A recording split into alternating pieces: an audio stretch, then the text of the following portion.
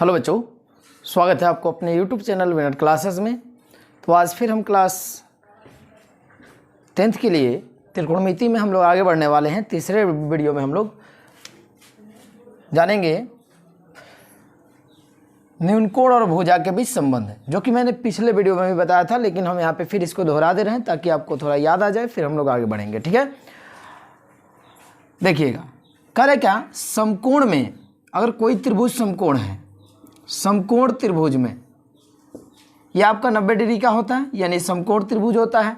आपको बताया गया था कि दो न्यूनकोण होता है, एक ए न्यूनकोण हो गया, एक बी न्यूनकोण। ये मान लेते हैं इसका सी, तो ये सी न्यूनकोण हो गया, यह बी है तो बी है। इस तरह से देखा जाए तो ये न्यूनकोण है, यह थीटा है, यह भी मान लेते हैं क्या अल्फा कुछ भी होगा, एक अन्य कोण होगा जिसका योग 90 डिग्री होगा। तो अगर हम बात करते हैं न्यूनकोण के सामने की भुजा, इसी त्रिभुज में अगर हम कोण ए के लिए हम बात करते हैं तो क्या रहेगा, देखो कोण ए के लिए लंब क्या होगा बताइए। अगर इस त्रिभुज की हम बात करें तो कोण ए के लंब क्या होगा, कोण ए के लिए लंब क्या होगा बच्चों, तो कह रहे हैं न्यूनकोण के सामने की भुजा, सामने की भुजा क्या कहलाती है, लंब कहलाती है। न्यूनकोण के सामने की भुजा, ये न्यूनकोण है, इसके सामने की भुजा क्या कहलाती है, लंब कहलाती है। तो न्यूनकोण के सामने की भुजा क्या है, बी सी। तो यहाँ इसके लिए हमारा बी सी क्या हो गया, लंब हो गया। किसके लिए, कोण ए के लिए लंब हो गया, यानी इस न्यूनकोण ए के लिए आपका लंब क्या हो गया, बी सी हो गया। अगर हम बात करते हैं कोण ए के लिए आधार, कोण ए के लिए आधार की बात करते हैं तो क्या रहेगा, न्यूनकोण से संलग्न भुजा आधार कहलाती है। न्यूनकोण से संलग्न भुजा, यानी संलग्न का मतलब होता है, ये तो कर्ण होता है आपका फिक्स है, तो ये बचा क्या, ये जब लंब हो गया तो यह आपका क्या हो गया, ये आधार हो गया। ए बी आपका क्या हो गया, आधार हो गया। किसके लिए, ए के लिए। तो कोण ए के लिए आधार क्या हो गया, ए बी हो गया। और हम बात करते हैं यहाँ पे कर्ण का, तो कर्ण क्या रहेगा बच्चों, तो कर्ण आपका समकोण के सामने की भुजा, समकोण के सामने की भुजा। तो ये हमारा समकोण है 90 डिग्री, और 90 डिग्री के सामने की भुजा क्या है, 90 डिग्री सामने की भुजा क्या है, एसी है। तो ये एसी आपका क्या हो गया, कर्ण हो गया। उसी प्रकार ठीक हम आगे बढ़ेंगे, फिर हम लेते हैं एक और त्रिभुज। अच्छा, इसी त्रिभुज में अगर बात करते हैं, यह ए है, यह बी है, और यह क्या है, सी है। यह आपका 90 डिग्री है, यह क्या आपका थीटा है, और ये क्या है, अल्फा है। तो न्यूनकोण सी के लिए, कोण सी के लिए लंब, तो बताइएगा ये है आपका कोण सी, न्यूनकोण है, इसके लिए लंब क्या होगा बताइए। इसके लिए लंब होगा ए बी, इसके लंब क्या होगा, ए बी होगा। और हम बात करते हैं इस सी के लिए आधार क्या होगा, तो ये वाला होगा। जब ये लंब हो गया तो ये बच गया आधार आपका, तो ये हो गया आपका आधार। तो कोण सी के लिए आधार बराबर होगा बच्चों क्या जी, बी सी। कोण सी के लिए जब लंब आपका क्या हो जा रहा है, ए बी, और तो आधार क्या होगा आपका, बी सी होगा। यानी जो सामने होगा वह लंब होगा, और जो सटा हुआ भुजा जो समकोण की ओर जा रहा होगा वो आपका क्या होगा, आधार होगा। और बी के सामने की भुजा क्या कहलाती है, हमेशा क्या होता है, कर्ण होता है। तो आपका कर्ण क्या होगा बच्चों, कर्ण हो जाएगा आपका ए सी, कर्ण हो जाएगा आपका ए सी। उम्मीद है आपको समझ में आ रहा होगा। एक और उदाहरण लेते हैं, फिर हम लोग बढ़ेंगे नेक्स्ट टॉपिक की ओर।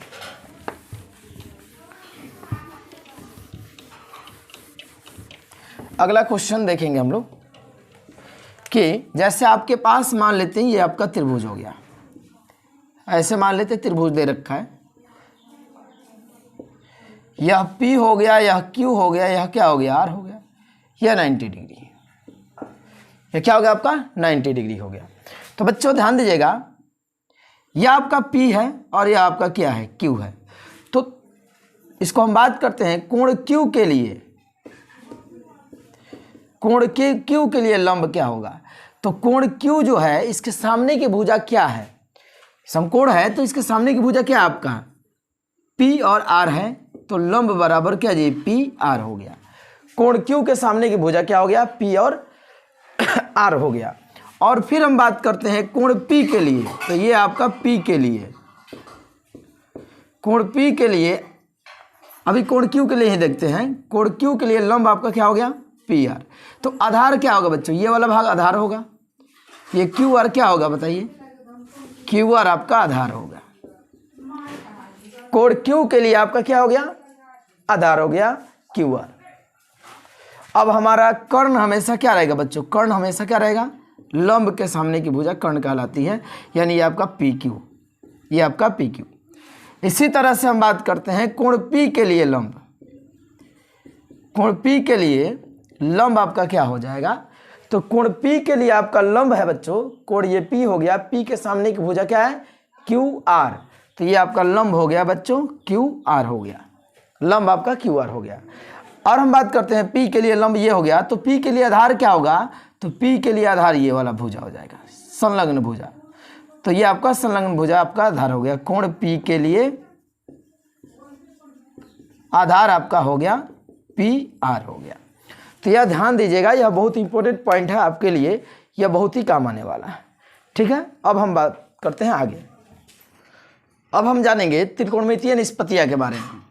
ऐसे देखा जाए तो त्रिकोणमितीय निष्पत्तियाँ कितनी होती हैं, 6 होती है, 1 या 2 3 4 5 और क्या जी 6। त्रिकोणमितीय निष्पत्तियाँ कितनी होती है, 6 होती है। पहला है साइन। साइन को मॉडर्न में ऐसे लिखते हैं, एशियंट में इसको, पुराने समय में इसको साइन लिखा जाता था, SIN लिखा जाता था, यानी थीटा का साइन है। कॉस को पुराने समय में क्या लिखा जाता था, कोसाइन लिखा जाता था। टेन को पुराने समय में क्या लिखा जाता है, टेंजेंट लिखा जाता था। कोट को कोटेजेंट का लिखा जाता था। सेक को सेकेंट और कोसेक को कोसिएंट लिखा जाता था। इतना ध्यान रखेंगे। हालांकि अब इसका यूज नहीं होता है ना, ये मॉडर्न में आपका ये यूज होता है। ठीक है, ध्यान रखिएगा। त्रिकोणमितीय निष्पत्तियाँ कितनी होती है, 6 होती हैं। फिर हम जानेंगे, ध्यान दीजिएगा। अगर मैं बात करता हूँ कि साइन का उल्टा, साइन थीटा का उल्टा क्या होता है, तो बाबू कोसेक थीटा होता है। इतना ध्यान रखिएगा। साइन थीटा का उल्टा क्या होता है, कोसेक थीटा होता है। टेन थीटा का उल्टा क्या होता है, टेन थीटा का उल्टा आपका होता है कोट थीटा, कोट थीटा। पहला पॉइंट यह ध्यान रखिएगा, दूसरा पॉइंट यहाँ से। साइन थीटा का उल्टा क्या होता है, कोसेक थीटा, और टेन थीटा का उल्टा क्या होता है, कोट थीटा।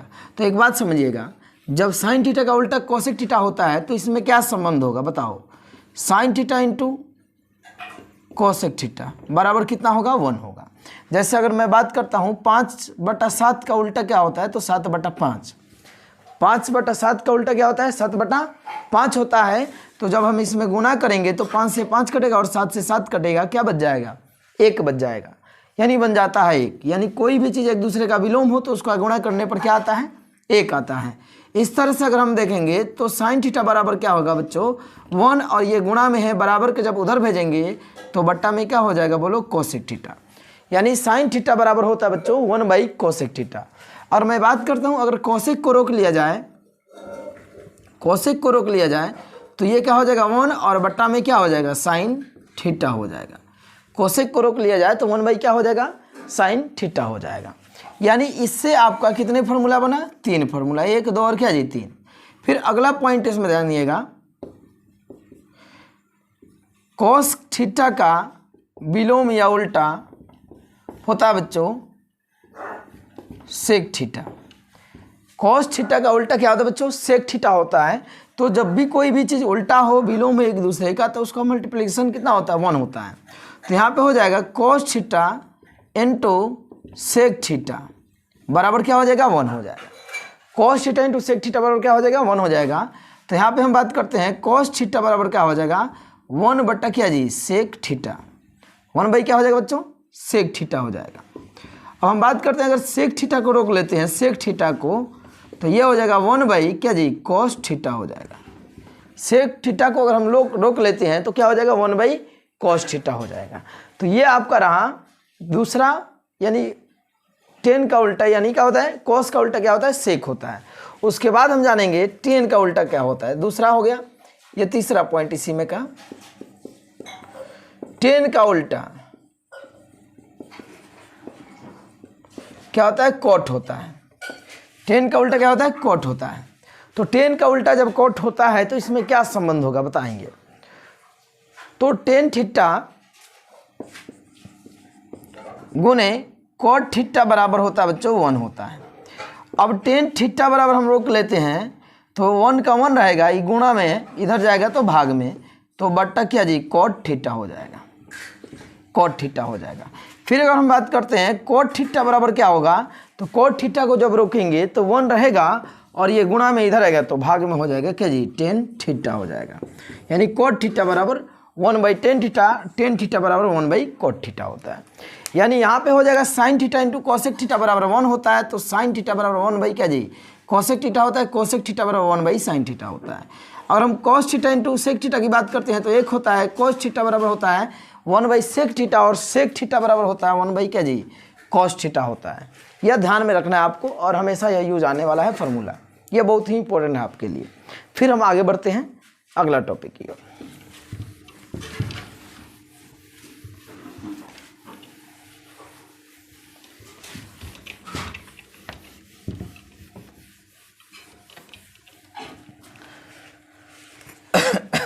अब हम जानेंगे त्रिकोणमितीय अनुपात।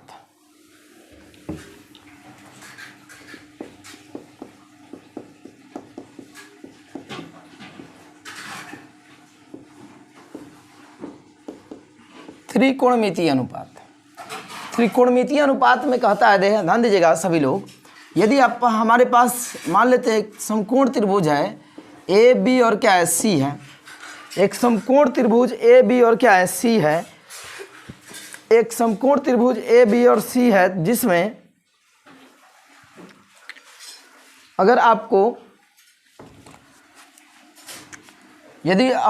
ये थीटा दे रखा है ना, तो हम क्या करेंगे देखो, तो अगर हम फार्मूला लिखते हैं या इसको थीटा मान लेते हैं, किसी को भी थीटा मान लेते हैं, तो साइन थीटा का परिभाषा होता है, साइन थीटा का परिभाषा होता है इस न्यून कोण का, साइन थीटा का परिभाषा ध्यान दीजिएगा, इस न्यून कोण का लंब, इस न्यून कोण का लंब क्या हो गया ये, तो लंब को P से लिखते हैं, आधार को B से लिखते हैं और कर्ण को S से लिखते हैं।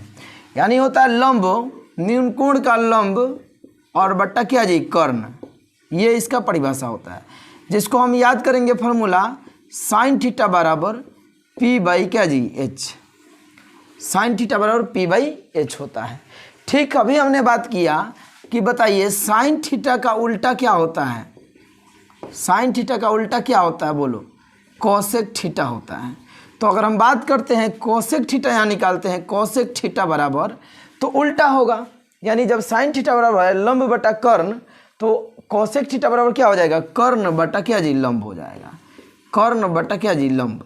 यानी इसको हम इंग्लिश में ऐसे ही लिख सकते हैं, कर्ण को लिखते हैं हाइपोटेनस यानी H से, और लंब को लिखते हैं परपेंडिकुलर यानी P से, यानी H/P।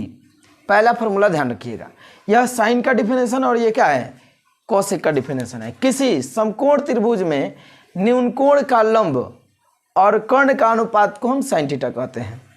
किसी समकोण त्रिभुज में न्यून कोण का लंब और उसका कर्ण के अनुपात को हम क्या कहते हैं साइन थीटा कहते हैं। उसी तरह इसका उल्टा होगा, किसी न्यून कोण में, किसी समकोण त्रिभुज के न्यून कोण यानी थीटा एक न्यून कोण है, न्यून कोण के कर्ण, न्यून कोण के कर्ण और लंब के अनुपात को हम क्या कहते हैं बोलो कोसेक थीटा कहते हैं। यानी कोसेक थीटा बराबर H/P। यानी इसको हम कहेंगे लंब, इसको बोलेंगे आधार इस न्यून कोण के लिए, और इसको बोलेंगे कर्ण। फिर हम बात करते हैं साइन थीटा के बाद कॉस थीटा का डिफिनेशन। कॉस थीटा बराबर होता है बच्चों आधार, आधार और बट्टा क्या जी कर्ण। यानी इस कॉस थीटा का आधार क्या ये है, यानी आधार आपका B, कॉस थीटा बराबर B और बटा कर्ण क्या है बोलिए H है, कर्ण क्या है H है, आपका कर्ण H है बच्चों, यानी B/H। इसके बाद आपका है बताइए कॉस के बाद आपका होता है उल्टा जो होता है, कॉस का उल्टा जो होता है सेक होता है बच्चों। कॉस का उल्टा क्या होता है सेक होता है। तो सेक थीटा बराबर हो जाएगा कर्ण, इसका लंब आधार बटा कर्ण है तो इसका उल्टा हो जाएगा कर्ण बटा क्या जी आधार। तो इसको कैसे लिख सकते हैं बताओ, सेक थीटा बराबर कर्ण को हाइपोटेनस, हाइपोटेनस को किसे लिखते हैं H से, और बेस आधार मतलब बेस, बेस को B से। यानी सेक थीटा बराबर आपका होता है H/क्या जी B। अब ध्यान दीजिएगा आप एक बात, यहाँ पे दोनों का गुणा करके देख लेना, दोनों का एक होता है। देखो यह इसका p/h है और इसका क्या है, h/p है। देखो तो इसको गुणा कर रहे हैं तो कितना आ रहा है, 1 आ रहा है ना। इस दोनों के बीच संबंध 1 का होता है। फिर आगे बढ़ते हैं, एक और है इसमें संबंध, क्या होता है ध्यान दीजिएगा। अगला है tan थीटा।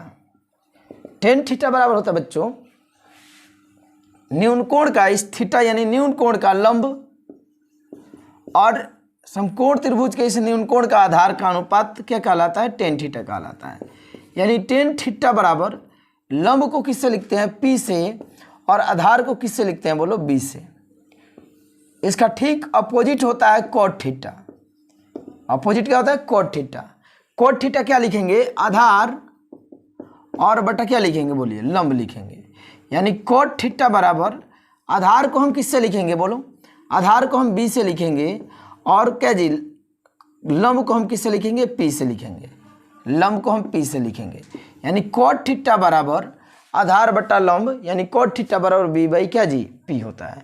यानी यह 3 फार्मूला आपको ध्यान रखना है, इन 6 फार्मूला यह बहुत ही है। देखिए इसको इजी है, याद करने का तरीका क्या है आप ध्यान दीजिएगा।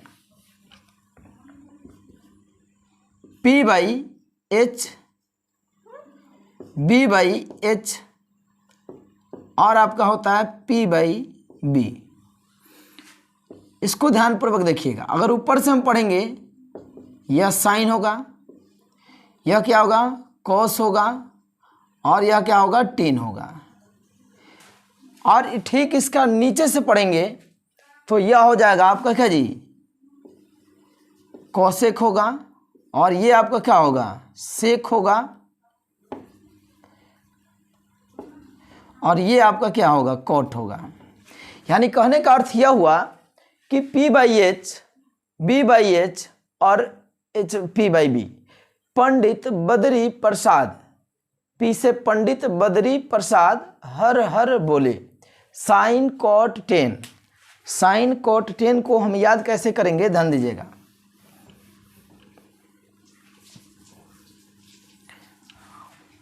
साइन कॉट टेन को हम याद कैसे करेंगे, लिखेंगे पंडित बद्री प्रसाद हर हर बोले।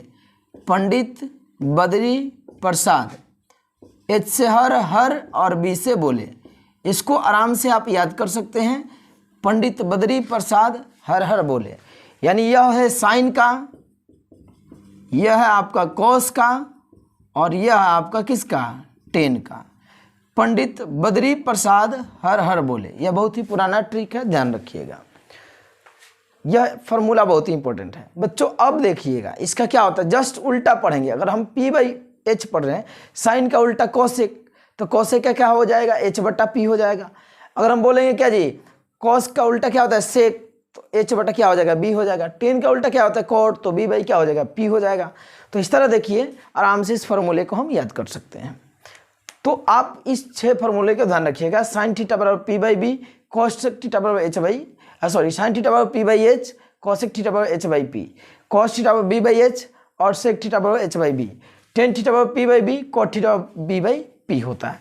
क्या ध्यान रखिएगा। और इस पर हम लोग आगे प्रश्न को बढ़ाएंगे नेक्स्ट वीडियो में। ओके ठीक है, मिलते हैं हम अगले वीडियो में।